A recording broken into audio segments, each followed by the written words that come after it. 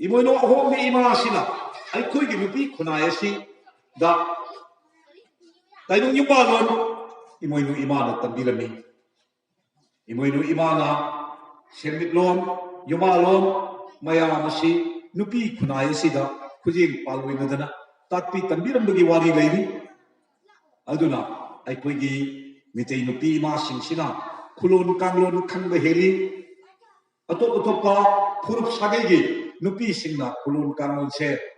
khangba yabdaba ai koi gi mitei nupi na hili bese lai nupi singse panthoi ge khar samna hoba Emoinu ima ga khar samna hoba sudau dana nupi khunai sina lai single loina rakadagi matik mayai helori aduna matang sida Emoinu ima lairendina masa manai oibi nupi khunai sida takpirami hayin tunglam chat nupi Oibisingna naklu phialaba matam haibasi karino naklu phialba haibasi ariba loni aduna miron bi haibani miron labi nupi singna Emoinu da thawni ba haiba chanabi malai matam adu da chanarami masi karma matam bhau chalami ai koina sana mahi laining chapi ngai ningthawlon gi matam hairagana ining thaw sarai lom gi matam phau ba chanara Emoinu thawni basi miro labi nupi aduna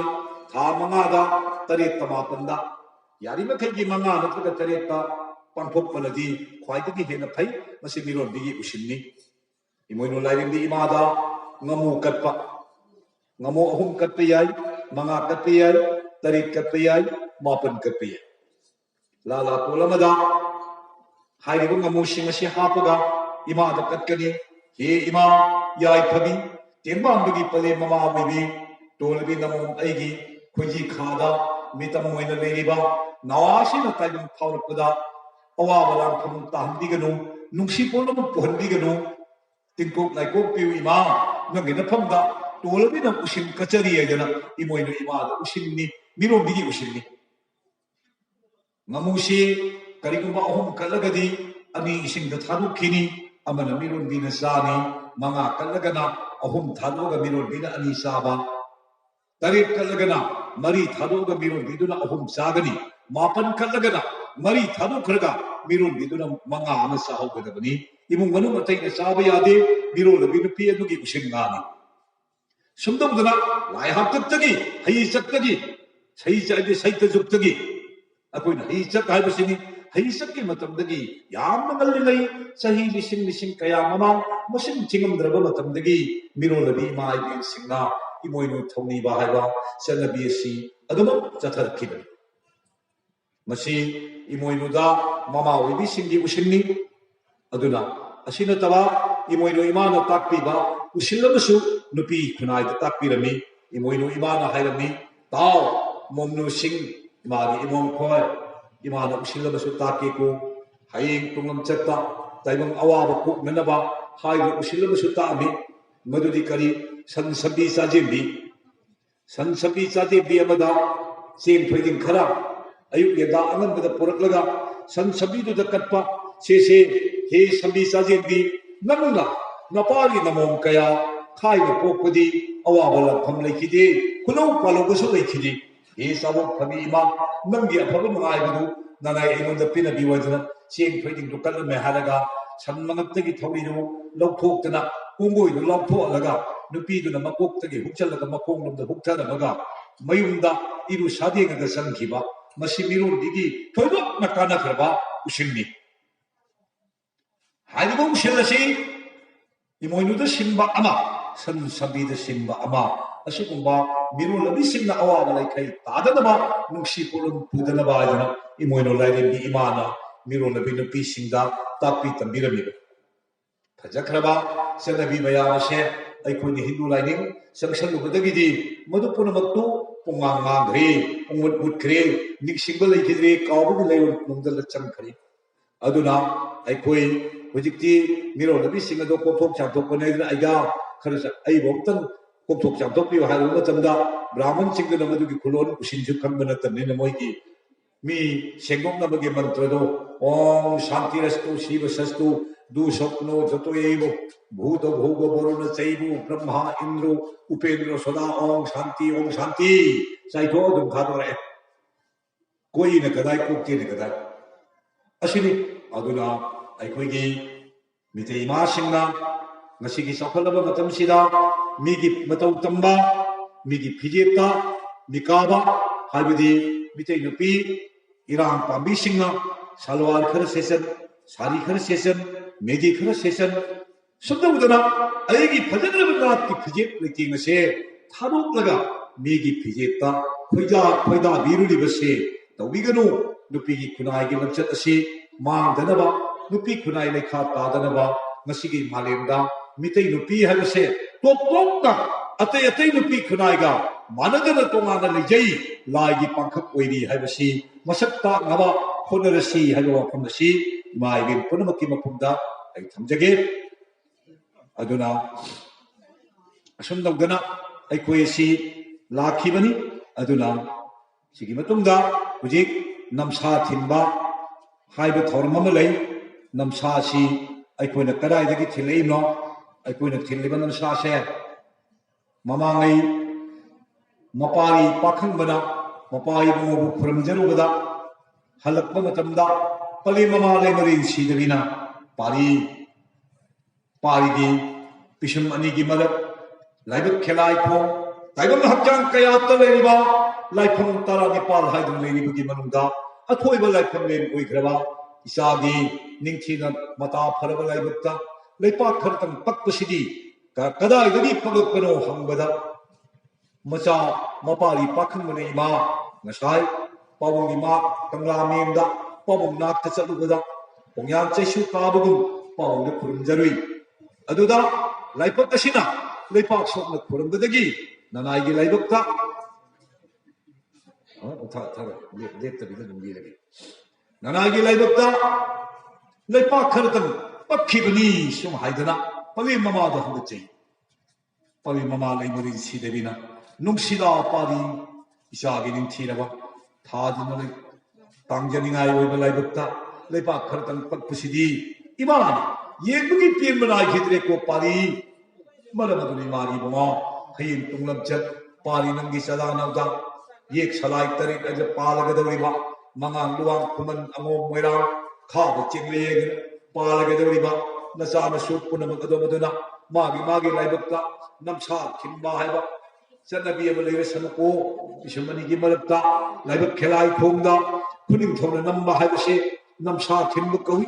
मसि लेहौरसनोयदना पवे mama लेमरिन सीदबिना मपाली तो ताकपिघी इमा लेमरिन सीदबिगी याथंग मसिगी मतुंग इंदना मसि मितै खुनाय सिना लाइबक्ता नमसा खिंबा चनबी अम लेरिबसिनी नमसा थिंगलिबसि करी मरम गिनो हाइबसि चुमना फजदब थिंब नते मागी मरम यामना सावना ले ताइबम ने खोनु अखोयसिगी इमासि अनिसु इमा अनिसे कना नो हाइबदि अमना था तरा नाव पुरगा अइबु पोक्पिरपि पलिम इमा अनिसुबि इमादि तेंबांगुनि पलिम ममा ओइरिबि मालिम लेइमा इमा असिना अनिसुबि इमानि अइबु था तरा नाव पुरगा थिक्लेन खोमलामना नाव योक्तना चावुना योक्पिरपि इमादि अइना लमन सिंबगमी करना सिंबगमी अइना इमाबु पिजबा पिथक्पा कांहाइनो थगनबा हुमाइनो थगनबा वाहिनो थगनबा इमागी मबुकनिंग पेनबा अइना फजना होनबदा अइबु पोक्चबि इमाना मबुकनिंग अदु पेगदना पारी इमो नंगु इमाना इसावना फंगबदि इमागी लाइबुक फबनि कोइबुंगो नंगना वाजबा नंगना इमाबु लुना तौजबा नंगना इमागी खंजबा मयाबसे उबदे इमा पेलेको ngasiदगी नंग पलेमगी लमन तोलनु हाबदे इमागी लमनदि तोनदेनि अदुना अखोइना सिंबा गमद्रिबा लमन सिदि करंबा लमनो हाइबदि अनिसुबि इमागी लमन सिनि अखोइना सिंबा गमद्रिसि करंबा मालिम लेमे इमा सिनि लमनदि करंना अखोइना सिंबा गमदे नोंहेक ताइबमसि पलिमिमा पिबुक लुंगा थाबुम तारा नुमित सिंगुम तारानी हाइबा नाव पुदन लेरग कुमथा सोरदन मालेम सिद ताइबम हेक फावरप मतमद कदाई ताई मालेम लेमे इमागी तंपाक ताई मसीदगी ओना थोइना सेना सोना सानरपना सारि फारकब मतमदा हिंगनब चाननब मालेम इमा सिगी मथक्ता नोंग नोंगगी समु खोंगनि इबा ताइबम चिजाक मउ लिंगबगी दमक आइदना याइखाइरिब तौखाइरिब थिंगाइरिब असित सुनतना अमांग सोई कया लानिब इमा सिगी मथक्ता अदुना नोंगबगी इमागी मथक्ता खोंगन नेपा समु खोंगन नेइबा याइखाइ तौखाइरिब अमांग सोई लानिब मसिगी इमागी लमलसे करी तौरद पोको ngambadagi sum haidana खंजरप मतमदो मदुदा पिसमनिगी मरक लाइग पक्तना लेखरबा लाइब खेलाई खो मसी मसीदा नोमगि चत्तना खुनिन थंगना लैसा मचेत खरतम लवरगे मा ngasiगी lamjab ngasi kokpiu hayeng ina hayeng kokjegi kwaidana nomogi laib ngasi danum sa thuri base masida ngasigi lamjab ngasi kokna ba hayeng ina hayeng kokna ba nomogi lamjab du nomogi kokna na bagi dama laib mayai sida nam sa chimba haidu thilipse maru basi laibagi ni do palimandi masi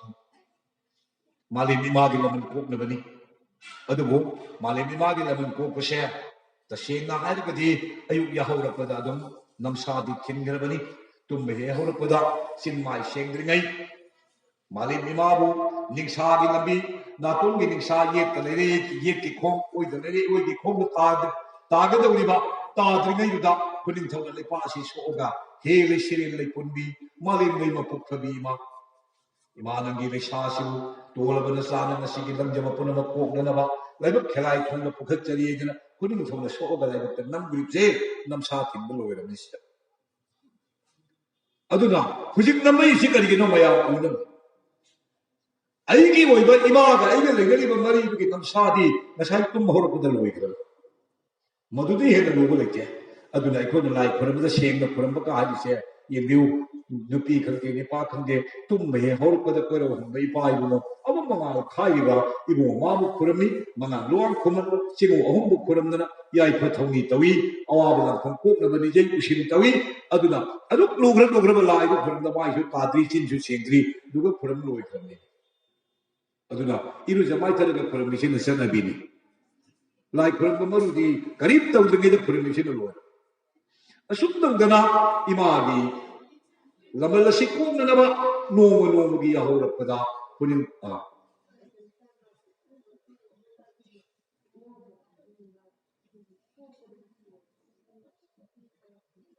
yani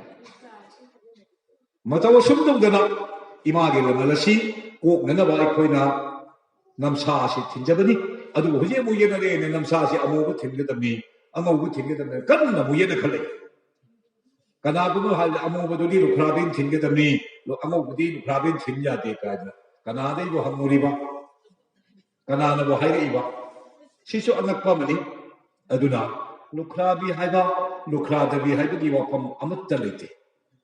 namsa haiba sidi aigi lamjaba ko namjari bani angang namgera leipak to were ga lore amobu namgera tawdamu mi si pukning wakhan manadamina aidi amobu pamjade haido amobu dum nambi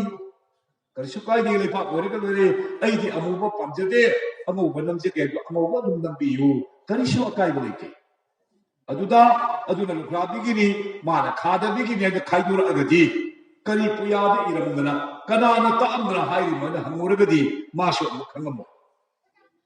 wakhan saraga semjin laga haibadunadi sana patha oibiyade lukrabigi haba namsa tongana leite tinin ba tinni yai pumningi apamaduni yaningma yaningdawaisi asum dawdana hairiba namsa si aikoigi laibukta namibani aduna sida amuk aikoina sandun thinbaina gawragi anu tawipse masiki yam chawna soibani adi team se aikoigi team si aikoida sokodi yam mangi masi santada gosaina khungang lekam ahlaman singda mitei hi mating yamna lai thona lingjim kalli lang phangamde kari tawraga khara hantharakadagi khanbada khungi ahlaman singdamana hangbada pandit singna takpirei akoidi team na sokpase masida aikoi gi mahu mayai chamni haina takpi la kodagi mai kuni asina team na sok sida aikoi gi di mahu mayai chamni haina khan haibi la kodagi team ga chap mana ba salon jai si salaga laibok si de yal hal le me ba pija team na theng de mai de na hai mi angang sa nang nupi thi phangaroi team na thenge ga phatte ba haigari de adu phatte ba photo na ngasi mu yam laibok sida atei mu phom do se phai hakchang ni khwai dei lu graba lai phom sida hayena mu ya thingni hangkit mu yan ni nong ge laibok sida team na